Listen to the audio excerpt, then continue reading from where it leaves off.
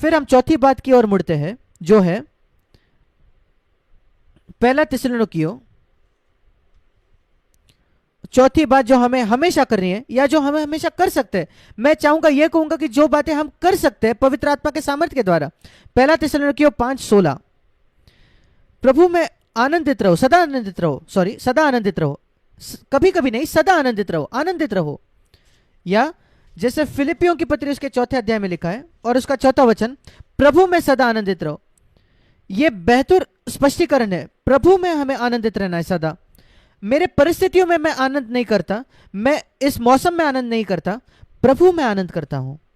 अगर मैं अपनी परिस्थितियों को देखता और लोगों को देखता तो कठिन है। लोगों में मैं आनंद नहीं कर सकता, परिस्थितियों में नहीं कर सकता, कई बातें गलत चल रही है, पर प्रभु कभी नहीं बदलता और इसलिए मेरा आनंद मनाना वो प्रभु में है, क्योंकि प्रभु जो कभी नहीं बदलता, उस प्रभु में मैं आनंद रहता हूं। क्या आप कर सकते हो? प्रभु आज भी सिंहासन पर है। क्या आप हमेशा इस पर विश्वास रख सकते हो? कुछ भी क्यों ना हो जाए, कुछ भी गलत क्यों ना हो आपके इर्द गिर्द, उसको वैसे ही रहने दो। क्या आप विश्वास कर सकते हो कि परमेश्वर सिंहासन पर है उस समय? क्या आप विश्वास कर सकते हो परमेश्वर सारे बातों पर नियंत्रण करता है, सारे परिस्थितियों पर? रोमियो 8:28, सारे बातों से वो अच्छा ही उत्पन्न करता है आपके लिए। अगर आप उससे प्रेम करते हो, उसके बुलाहट से बुलाए गए हो, वो इकलौती बात नहीं बल्कि सारी बातें जो एक इकट्ठा हो रही है उसको इकट्ठा वो अच्छे भलाई में उत्पन्न करता है। रोमियो 8:28 आपके भलाई के लिए। और कोई परमेश्वर के हाथ को रोक नहीं सकता, कोई उसको कुछ उसके उद्देश्य को पूरा करने से रोक नहीं सकता आपके जीवन के लिए, वो असंभव है। क्या आप जानते हो एक अद्भुत वचन है जो एक अन्य जाति के राजा ने किया जब परमेश्वर ने उसको अनुशासित किया पुराने नियम में, वो है दानियल उसके चौथे अध्याय में 35 वचन। नबुकदनेस्सर ने कहा, जब परमेश्वर ने उसको नम्र किया कई सालों बाद और आखिरकार वो आपे में आया, सबसे अद्भुत एक वाक्य उसने कहा परमेश्वर के सर्वसत्ता के विषय में, जो पूरे बाइबल में पाया जाता है।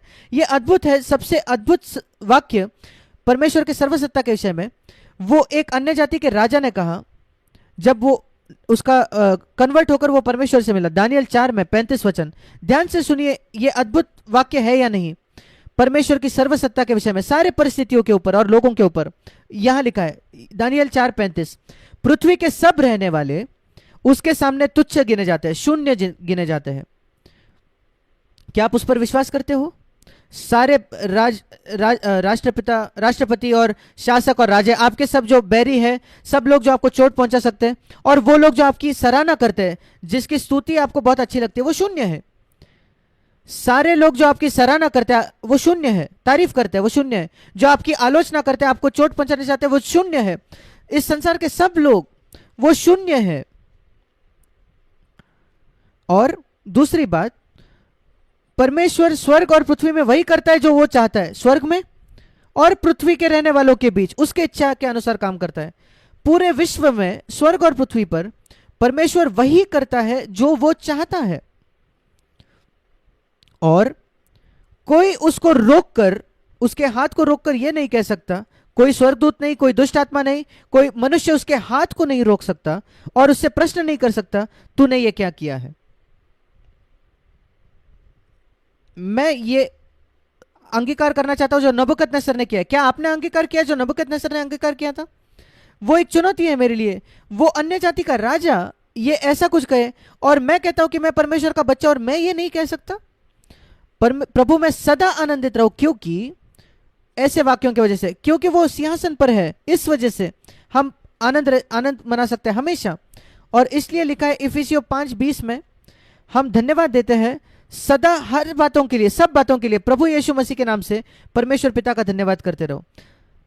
हर समय आनंद मनाने के बिल्कुल इकट्ठा है। इफिसियों 5:20, सदा सब बातों के लिए हमारे प्रभु यीशु मसीह के नाम से परमेश्वर पिता का धन्यवाद करते रहे, हर चीज के लिए, क्योंकि मैं वही अंगीकार करता हूं जो नबूकदनेस्सर करता था। दानियल 4:35 में, सारे पृथ्वी के लोग तुच्छ गिने जाते हैं, शून्य है, मेरा पिता इस संसार को चलाता है और कोई उसके हाथ को नहीं रख सकता, कोई उससे प्रश्न नहीं कर सकता कि तू ये क्यों कर रहा है या तू क्या कर रहा है, और वो मेरा पिता है और वो मेरे इस विश्व को चलाता है।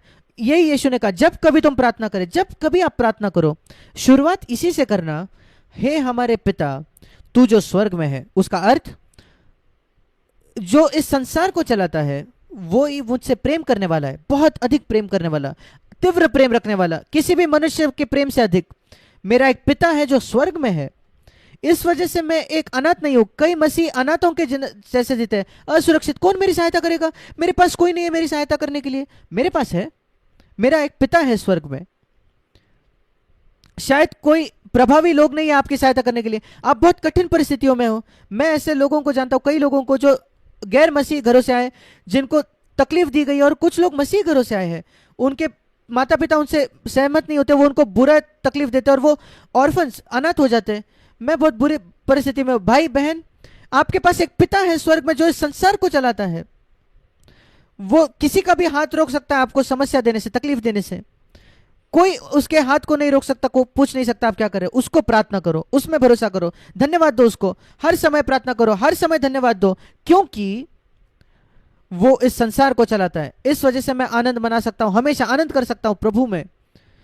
ऐसा कोई समय नहीं है, मुझे कभी निराश नहीं होना है, दुखी नहीं होना है, एक समय भी, एक क्षण भी। ये सच मेरे जीवन में नहीं था। मेरे मसीह जीवन के शुरुआती दिनों में जब मैं मसीह था, मैं ये बातें नहीं सुनता था। जब मैं आपको स्पष्ट कर रहा हूं, मैं काश किसी ने मुझे ये बात सिखाई होती 61 वर्षों पहले, मेरा जीवन कितना अलग होता।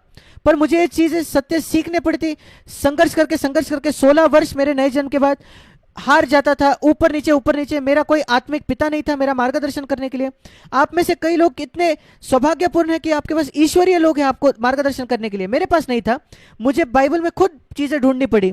मैं परमेश्वर को धन्यवाद देता हूं, धीरे धीरे करके कई असफलताओं के बाद परमेश्वर मुझे उस जगह ले आया जिसको हम नई वाचा कहते हैं, कि ये देखने के लिए कि पवित्र आत्मा आया था मेरी सहायता करने के लिए, कि मैं मसीह के जैसे चल पाऊं थोड़ा थोड़ा करके, और मैं बेहतर हो सकता हूं हर समय। और कुछ ये जो बातें हैं उसका परिणाम है, कि वो जीने का परिणाम है, उस प्रकार जीने का।